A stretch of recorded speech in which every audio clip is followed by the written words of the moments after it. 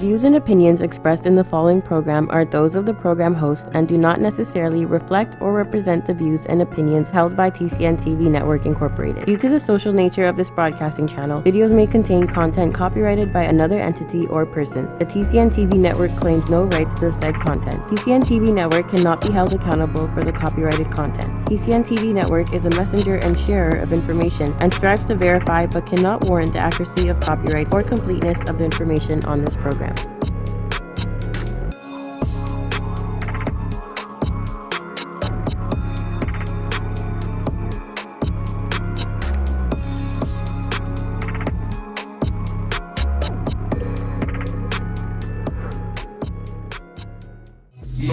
About you, but through Christ I can do all. Stand up tall with my left foot, post up on the wall. Easy if we fall in the streets, life can get hard. Streets used to be a lot different from what man recall.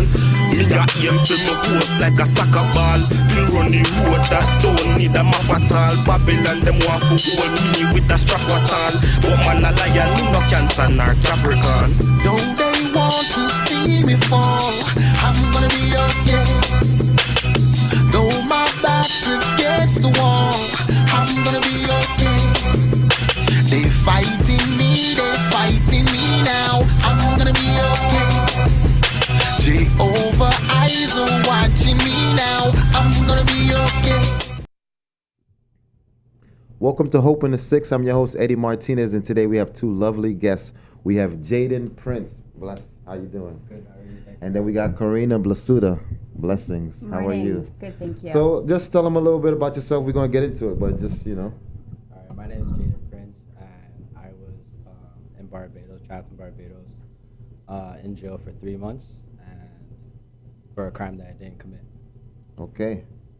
Over to you. I'm Corrinna Blasutta, blessed mother of my son, Jaydon. Mm-hmm. And I'm just so thankful to be here today and to have my son back here in Canada. Yes, welcome home as well. Welcome home.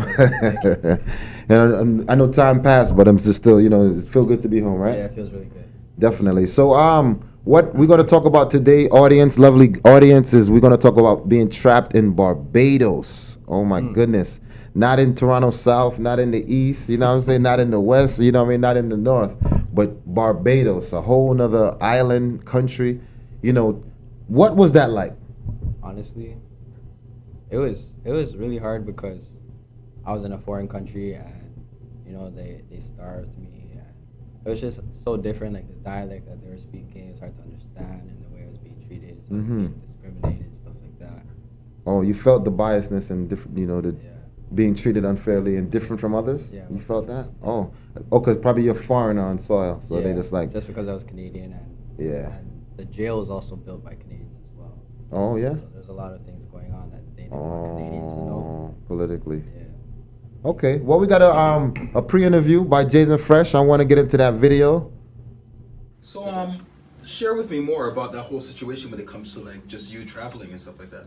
So basically, I had gone to Barbados. Okay. Right, and somebody had told me that I'd be coming back home with some cash. Yeah. Right, so I had gone to the airport where my bag was packed, and I was present with my bag packed, and it looked like the suitcase was empty.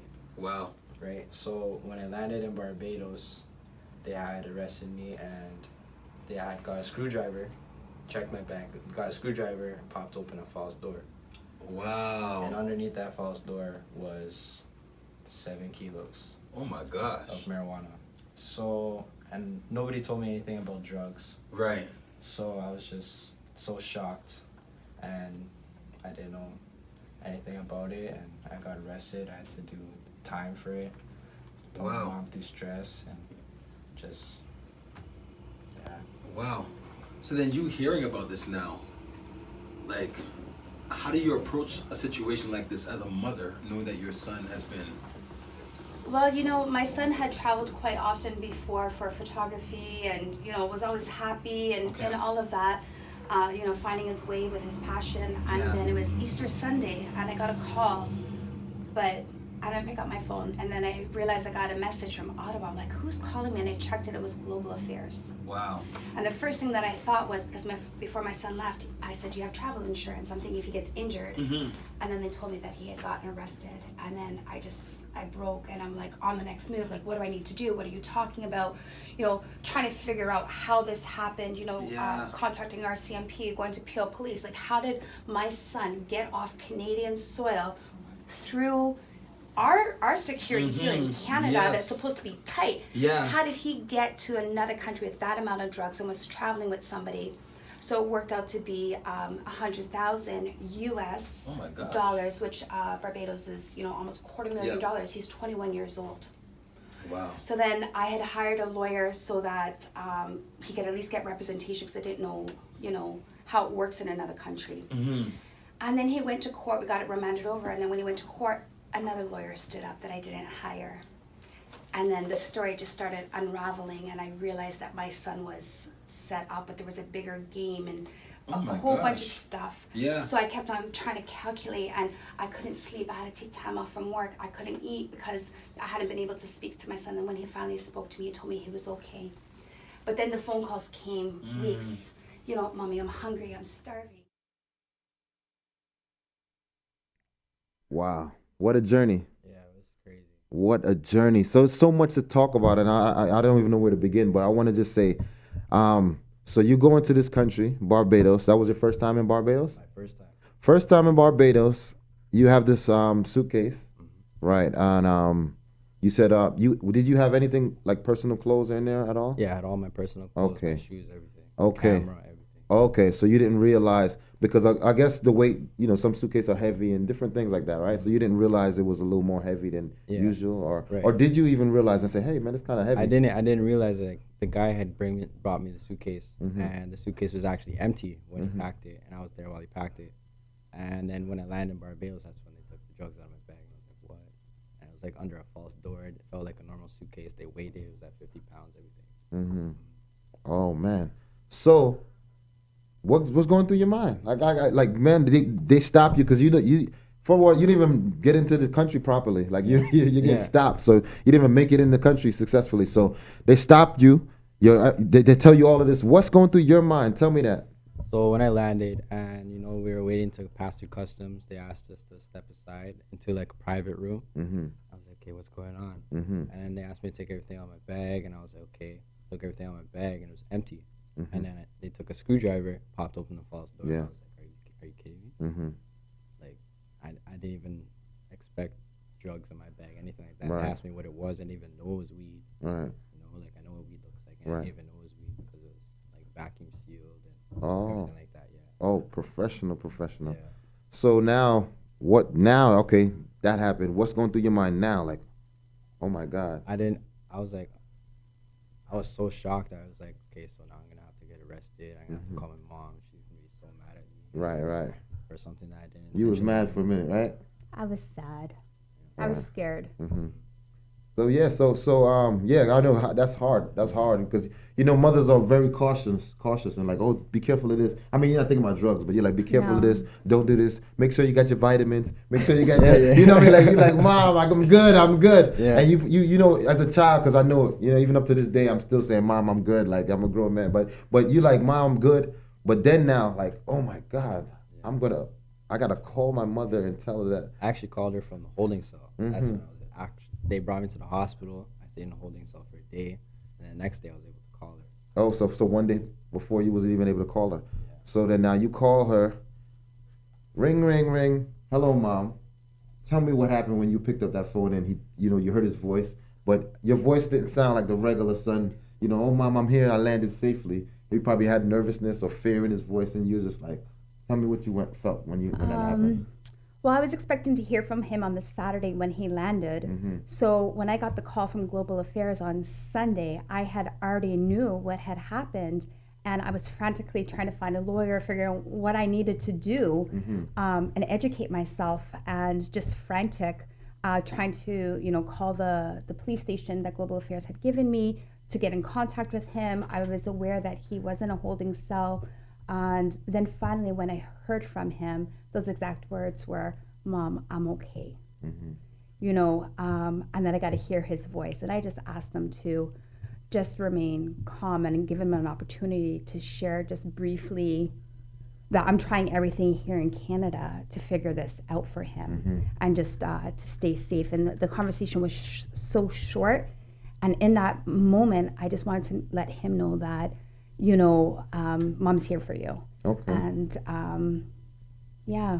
So we got to go to a break, but here we go. As a mother, you still got to make sure he's good. So you like calm down in a state of crisis or emergency. But now when you hang up that phone, I know that's a whole nother, you know what I'm saying? Because we like calm down. I'm in a situation where it's panic. You try to calm the person down, even though you're nervous yourself or whatever. But you're like, calm down. Oh, it's going to be okay.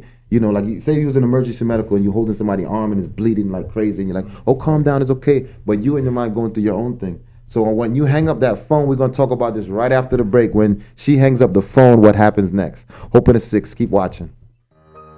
Are you retiring smart? Make your home's equity work for you. With your home's equity and our 30 years of experience, the Retire Smart Properties team can help you achieve the quality of life you've always wanted. Our services are 360 degrees. We'll give you advice, take care of staging and selling, and help you find the perfect home and community to transition to. It's time to enjoy the retirement lifestyle you deserve. Visit our website today to learn how you can use your home to retire comfortably. The Retire Smart Properties team, powered by RE/MAX West. At Benjamin Law, we understand the real cost of personal injuries. As the victim of an accident, you may be the one who's physically hurt, but your main concern is that your family are the ones who will pay the price. Benjamin Law will be there for you, helping, supporting, and working tirelessly to resolve your personal injury case. Call 1-855-899-4878 or visit benjaminlaw.ca and let our family of lawyers help your family. Welcome back to Hope in the 6. This episode today is called Trapped in Barbados. This young man, Jaydon Prince, was locked up in Barbados, and his mother was the recipient of all of the trauma. So we're going to pick up Corrinna Blasutta, right? We're going to talk about now, you hung up that phone. What happened next? I was reaching out to so many different lawyers down in Barbados that was given to me by Global Affairs. What do I do? Trying to just make sort of like where my son is at, make sure that he's safe. And I really was just grasping, like reaching out to the RCMP, Peel Police, because all the evidence was back here through his emails and everything that had happened. But nobody would listen to me because there was not an ongoing investigation about my son. Nobody would listen to me. And finally, a lawyer had got in contact with me, and I had to trust somebody in another country and send money so that they could go and visit my son in jail, let me know that he was okay, represent him in court, and just kind of wait for somebody else to tell me what is happening down there. And my son's across the ocean. It's not like here, like if he was in Canada, I could go and visit him or have any help here. There was no help for me. So Let's get some photos up, Selena. Sorry, continue. So I was just trying to do everything that I could to reach out. And that's when I was introduced to Eddie, to you, to connect with. And you've been solid, so thank you for that. No problem, no problem. Because really, I didn't know what to do. So Jaydon went to court. I got advised that it was $42,000 to bring him home. Wow. If I paid the fine, he would be released and back on an airplane. I didn't have that money. I have a family. Right. I was doing everything to get him Let's home. look at that family photo again. Yes, you have a nice, lovely family. Look at that family. you. But now one of the, that's like a puzzle. One piece is missing now, right? So now you're going through this trauma. I mean, did you have a chance to even cry? I didn't. I was just in fast mode. I was just like trying to figure it out. What's the next step? What do I need to do? Who do I need to talk to? How am I going to get the money? Who do I need to speak to? And just it was nonstop. Like I took time off from work. When your child is taken or they're incarcerated, it affects the whole family as a whole. Whatever their choices, their decisions, or whatever they are in, it affects everybody. It just trickles. Right. So what I normally tell youth that I work with is like, listen, what you're going through, you're putting your mother through as well. And sometimes they forget. That's why I really wanted you to be on the show as well. This is your story, but I wanted it because She plays a part. And a lot of time we have the individual, but we don't have nobody else. But you're not the only one that's suffering. Like, so the choices we make affect other people around us and now mothers. So, you know, shout out to all the mothers that are there for their children, you know, because some give up. Some say, you know, Eddie or whoever, they cannot take it no more. You know, but you stood by your son. Let's get another photo up. I want to talk about these photos. You know, so this, look at this guy. So is this your marijuana? You had to go through some type of interrogation, right? So talk to me about the interrogation. What were they saying? So they were just asking me if I knew about the drugs, if they were in my bag, and I was like, no, I didn't know like the drugs that were in my bag. And, I actually got interrogated by 11 officers, 11 different officers. Wow, that's a lot. Because they actually didn't believe the story that I was telling them. Okay. Yeah. So, like, I don't even know, like, when they were asking me, and I just kept telling them the story, they just kept trying to push. Trying to keep that, trying to ask me if I knew that the drugs were in the bag. Right. So then it was just hard because like I just kept going to the same thing, and I was just getting frustrated because like I knew I was innocent. So it's just really hard. So let me ask you this. So because I understand the pressure, right? So some of them, because they got 11 different officers. Imagine saying no 11 times, like, you know, and through a long, dragged out process of interrogation. They come in, hey, this is your drugs. I know what you're doing. You're trying to bring drugs in our country. I'll be like, well, they got to have the accent. Boy, when you come to this country, boy, with the 8 drugs, when you think you could come to my country and take over, you know what I'm saying? Like, so I could imagine, you know, in Barbados, you know, and their interrogation method is a little different, you know what I'm saying? And it's their country. They could do what they want pretty much. So just saying no, did you ever snap and say, this is not my drugs, I don't know where I got it from? Did you get to that point? I was actually really calm. And that's where I think they were really pissed off. Just because I was so calm and chill. Like, I wasn't like looking away. I was looking right at their face. I was just like, I don't know. I don't know. Like, these aren't my drugs. And they just kept pushing this one officer. Did you cry at all? I didn't cry at all. No? I was actually like holding it down. I felt like God just had a hand on me the whole entire time. Okay. And something in the back of my head said that everything's gonna be okay. So that that crying question was to the interrogation, but now just being locked up now, you didn't cry within the 3 months? It was the day I was supposed to go back home, April 27th. It was the first time I really, really, really prayed to God.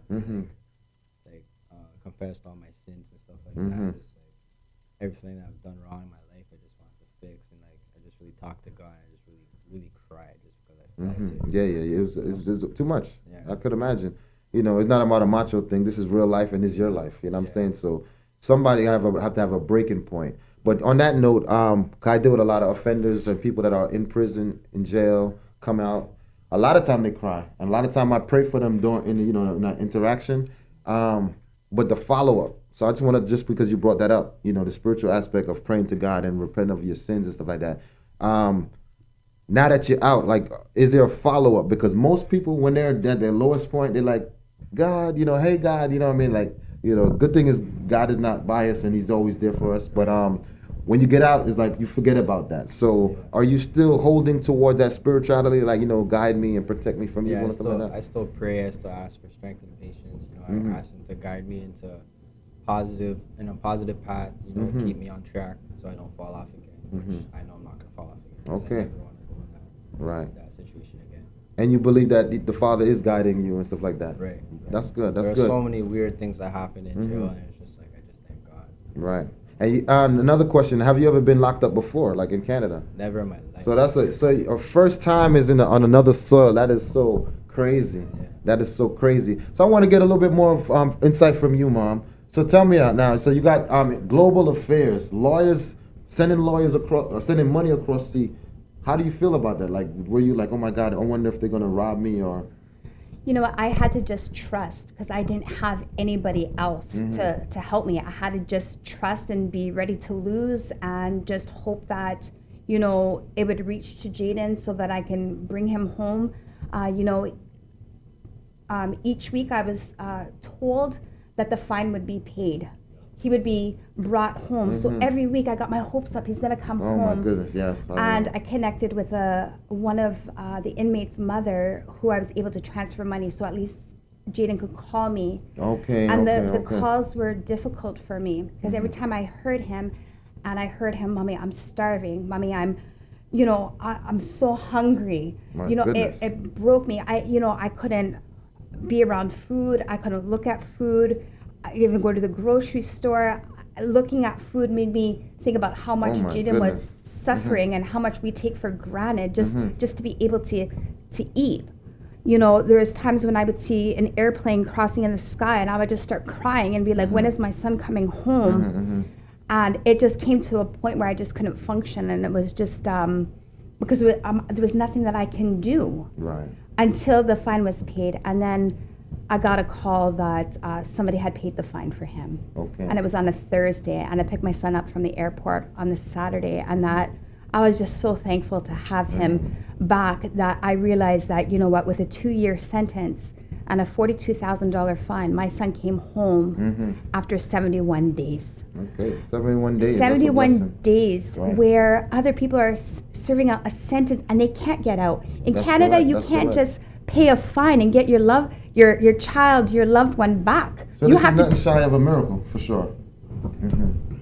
Definitely, because I'm even doing this when I do stories and have people on my show, I got to do research as well. So I'm looking into other similar stories. And this young lady was got caught over in Australia, and she's doing time, like, you know what I'm saying. Smuggling drugs into another country is not a joke. This is a big thing. So even for those that out there that, you know, some people have a criminal mind and think they could get away with stuff, but listen, you don't want to do it, man. You get caught, and this young man don't even know. So it was set up right. So the guy who did that set it up right, because you don't. If you knew, you'd have messed up in the whole of interrogation, right? So send him over to this country and put it in this thing, and he don't know. So when they interrogate you, at some point they're gonna be like, man, this guy may be really telling the truth, you know, and that probably definitely will help out with the charges and the reducing it to something else. Okay, But you know even what? that, like, the police officers were in on it. The judge was in on it. The lawyer was in on it. The custom officers were in on it. So they already knew what was going on. Well, yeah, I'm gonna explore that a little bit more. What you mean they were in on it? We're gonna get back to Hope in the 6. We gotta go to a break. Be back after the short messages. With so many newspapers within the community, it's sometimes hard to tell what separates us from the rest. Most of the time, they all brag about the same thing. You know, the large circulations, tons of online views, and it can go on and on. But what really separates the Toronto Caribbean newspaper apart from everybody else? Well, it's simple. Our service. No, seriously.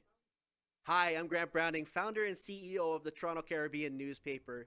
I have over 20 years of branding and marketing experience, and I've worked with countless companies and corporations to do one thing, and that is to raise their profits with their brand. With over 40 years of combined experience in branding and marketing, our amazing staff is fully prepared to sit down and figure out exactly what you need to stand out from your competitors. The reason why you don't see that anymore is because the ad is too powerful, bring too much people. So what are you waiting for? Give us a call today. We'll be happy to help. Glenderry burning, the prisoners on the rampage. Glenderry burning, they set the whole compound ablaze. The roof and floors, windows and doors, chains and locks, all food stocks. This ain't no fun, this ain't no joke.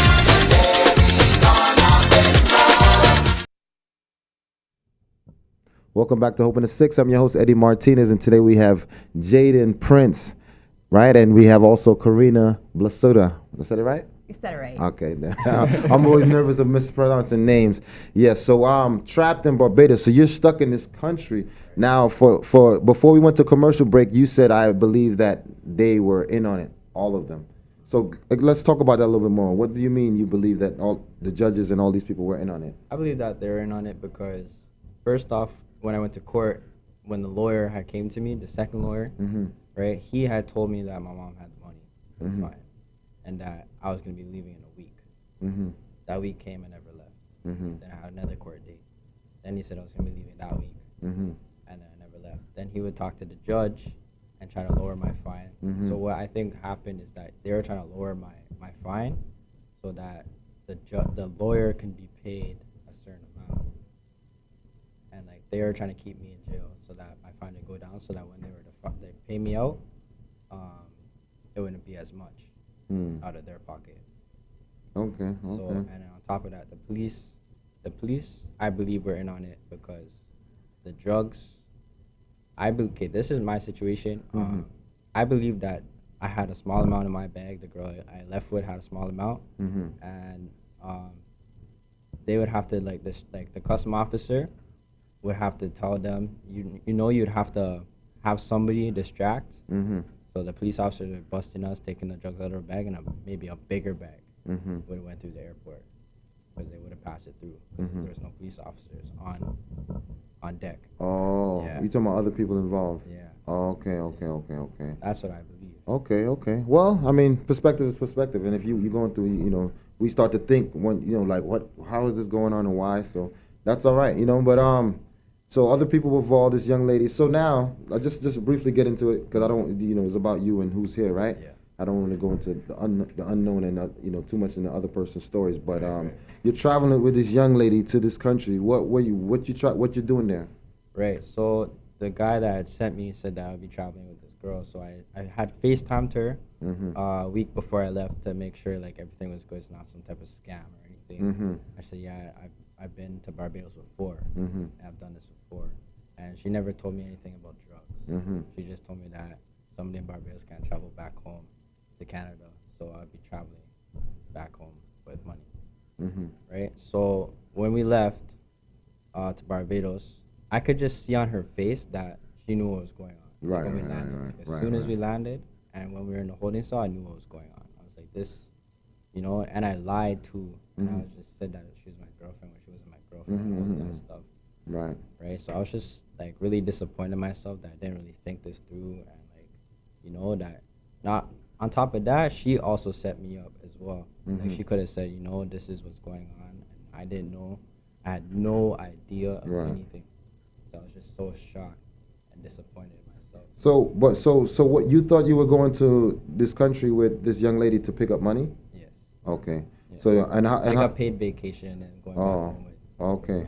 So at no point there was no red flags, like no. I mean, well, you did say a little bit, like you try to make sure that everything is good, but you like, all right, I'm going to this country with this girl. Well, you never got in trouble before. You never was involved in the law or not like that. So you was just thinking like, hey, I could get some easy money. Was there something in it for you? Okay, so you was gonna get a percentage or whatever. Oh, follow me to this country. I guess you never doing that again. never in my life. And like, I just feel like everything happens for a reason. Right. I was at a point in my life where I needed money, and I was trying to look for a job, and I was broke. I was just trying to do everything, and that was just really stupid. Right. So easy money, guys. This was a life lesson to those in the audience out there. Easy money is not the way. If it sounds too good to be true, it is. Yeah. It is too good to be true. You gotta work hard. You gotta work hard for your money. You gotta put in your work. Like you said, do I have a sleep? I gotta put in work. You know what I'm saying? You gotta put in work to get where you want to be in life. Period. Live fast and die young. That's what they say. Right. That's a reality. So we want to take something away from this, and that's why I have you here as well, to give this to those audience, to those out there to say, listen, I'm not doing that, because a lot of people, how many things, this go on every day. This is not nothing new, you know what I'm saying? And a lot of people get set up, taking trips, scams, some people in on it, some people are not, and you just mess up your life completely, you know what I'm saying? So I want to go back to now, starving, because you told your mom, I'm hungry. Was it right away they was just not giving you food, or it took some days, or like? Okay, the first time I was in the holding cell, they didn't even feed me at all. They were supposed to feed me after the hospital. They didn't feel like feeding me because later everyone wanted to go home, so they just left me in a cell. They were supposed to feed me, they didn't feed me. Did you mention you were hungry to them before they left? Okay. Yeah, I told them I was hungry. What'd they say? Oh, you're gonna get food in the morning. Okay. And with that said, we came back from the break with a calypso song or Caribbean song, and we was talking about Glenary Burning. That's a song they cause a riot out there because of the harsh treatment, and that's why I want to bring. So that little video was in Barbados, and the song was dedicated. Like a lot of artists, Caribbean artists, was making songs about the bad treatment. So when you say it's not even like, it's not hard to believe. This is definitely even those that are from there, because they burned down that whole prison and they had to do another one. Built a new one. Yeah, and that's because of that. So I guess these guys are just like, whatever. You're just an inmate. You're just a criminal. And even on this soil, guards tend to be harsh. because you're even though you're sitting in jail, because even though your son is sitting in jail over there, jail doesn't mean you're guilty. Jail means you're under investigation and you got to go to court. So why treat people that are in custody like those that are in prison? Not to say treat people in prison bad, but these guys not even in that situation. At least feed them. Right? Yeah, that's what I'm saying. So the basic human rights, so that's a violation of human rights. But now you're hungry and then you call your mom, I'm hungry. Did that seem extreme to you? Like, oh man, he's starving. It was extreme. It was heartbreaking. As soon as I would get off the phone with him, I would call Global Affairs. I would report it, ask for the Canadian consulate. Somebody needed to go and visit my son from down there, from Canada, make sure, because, I was hearing about the way that he was treated, the way that he was hungry. And there was no follow through.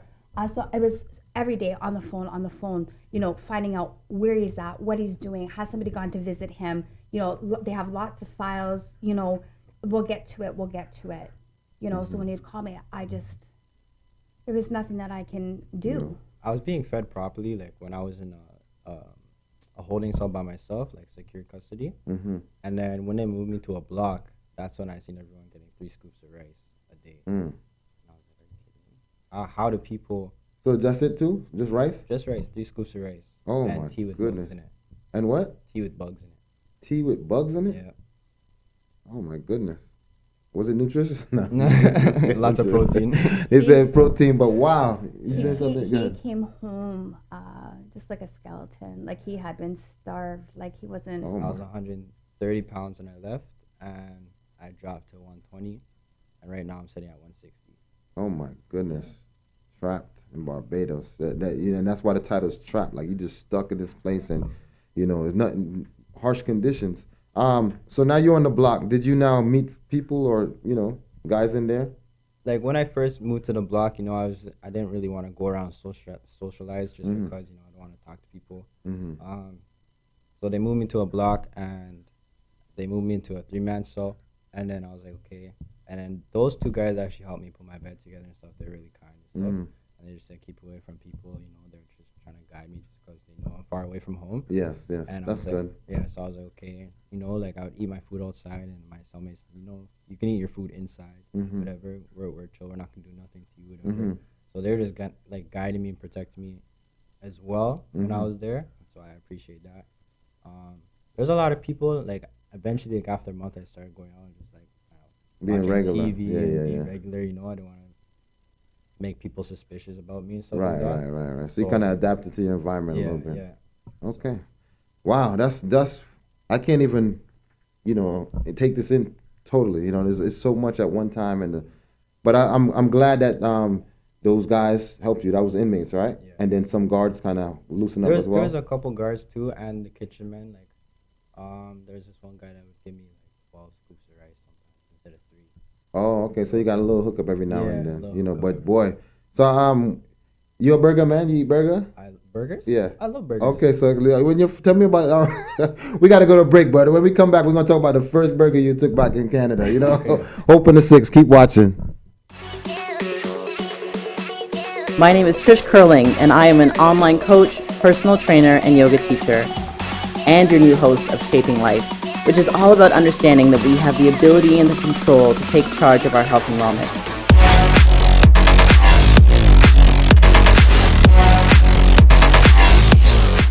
But we can't do it alone, and I can't wait to sit down with the best in the industry. Please tune in every Friday at 1 p.m. live here on the TCN Network.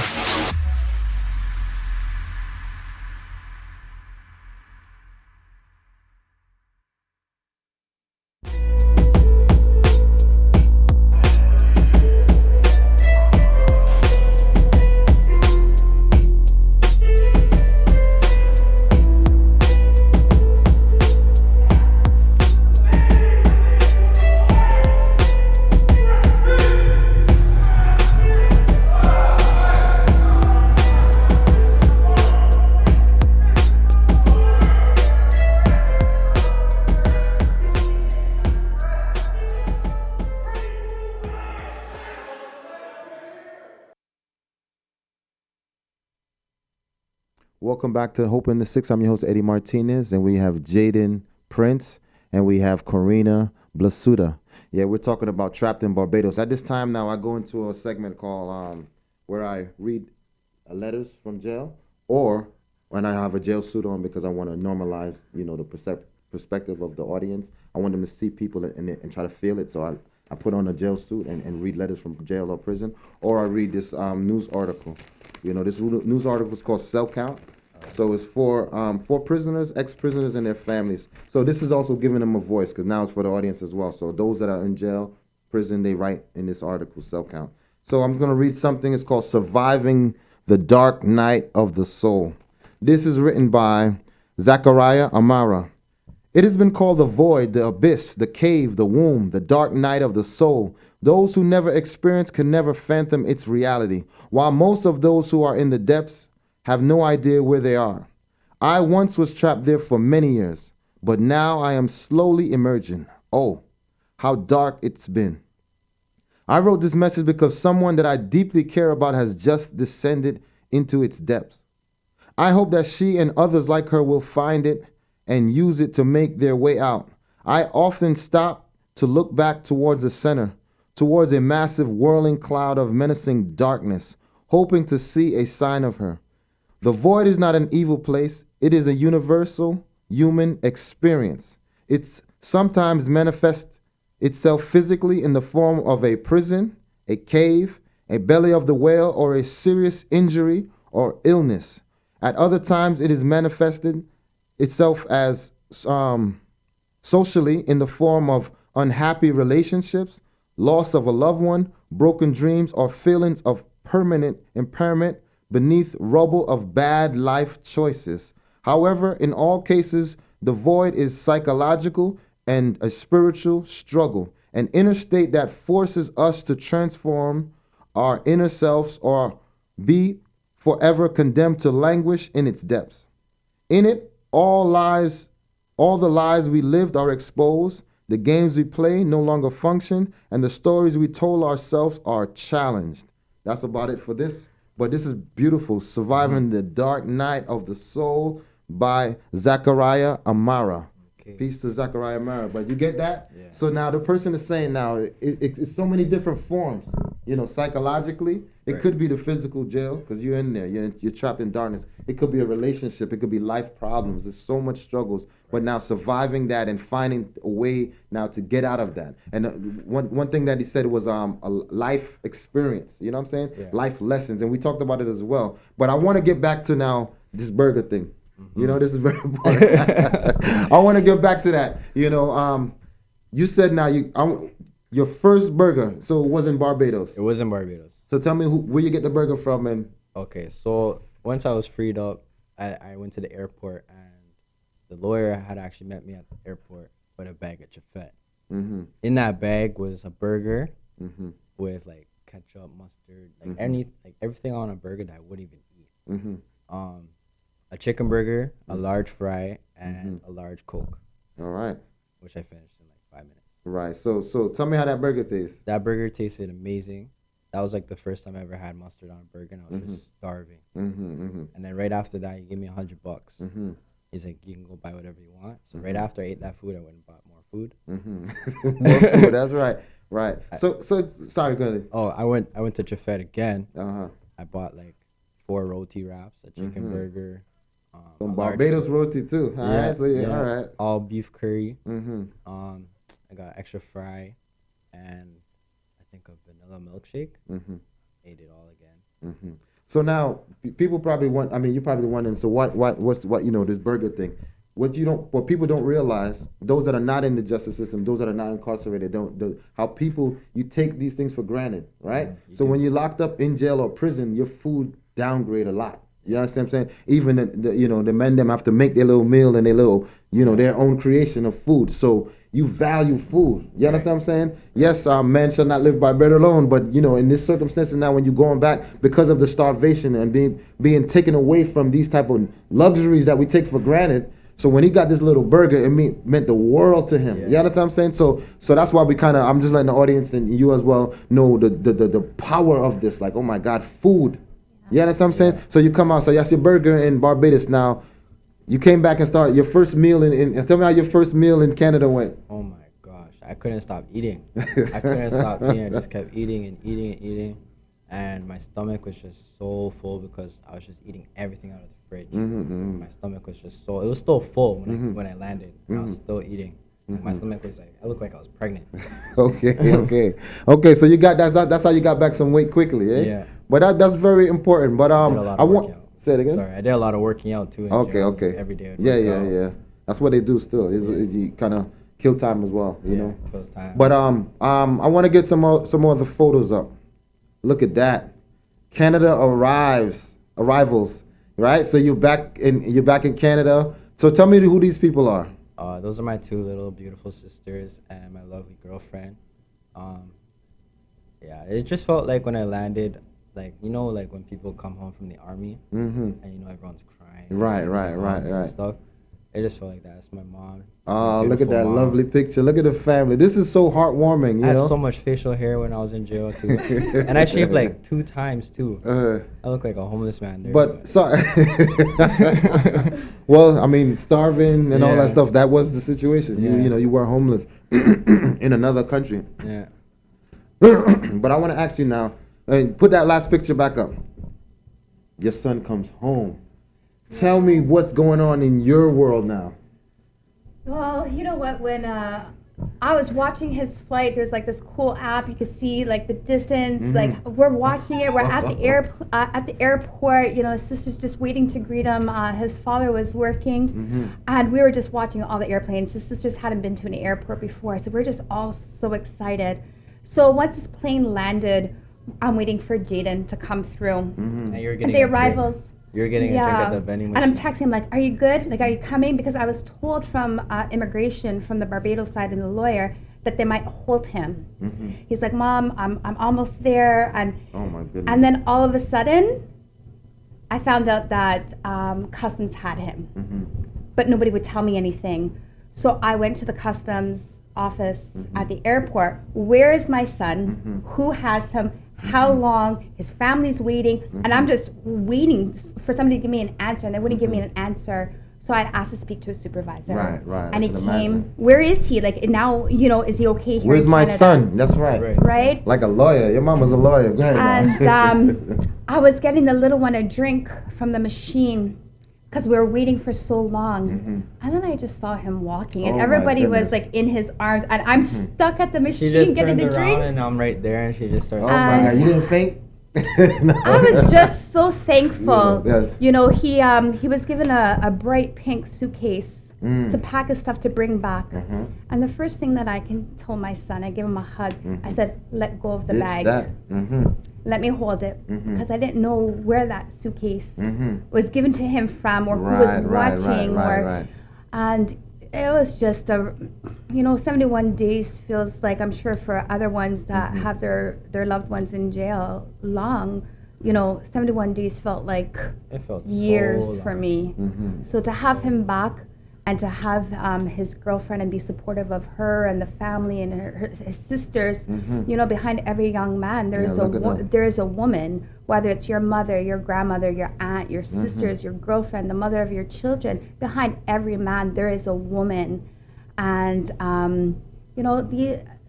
there's so much love unconditionally. So we're gonna wrap up. So what I want to ask you this: how does it feel to know you just love? You know what I mean? Like going into that embrace, like your sisters. Oh, my big brother. They don't care. Like they don't care about what like you just their brother. You're home. You're free. Your mother, your girlfriend, everybody just there to just love you. How does that feel? It feels really good because like just sitting in a cell by yourself, just thinking, like what happens, like I made a mistake. But at the end of the day, like the people who love you most will always be there for you. Wow. Be there for you. So for those that out there, the people that love you the most will always be there for you. So remember to love them the most, respect them the most, because they're the one there for you. Right. The guys on the street will be your friends, and when you locked up, you don't hear no letter from them, no call. So this is a life lesson. Also think about your choices you make, because it don't only affect you, it affects your loved ones, your mother. Thank you for coming to the show. Thank you. Thank you for your support. Of course, we're here. Thank you, my brother. Thank you, man. Free up the man them. Stay sober, stay focused, stay woke. Support positivity and let it go viral. Thank you for watching. Hope in the 6. God bless. I walk through the valley of the shadow of death. I'm gonna be okay. I will fear no evil, that will my rod and my staff. I'm gonna be okay. Thou preparest a table before me in front of my enemies. I'm gonna be okay. Thou anointed my head with oil, and my cup runneth over. All on my shoulder, I'm a soldier, thought I told you. But with Jehovah, so nobody can test. Every day of my life, I'm blessed. Yes.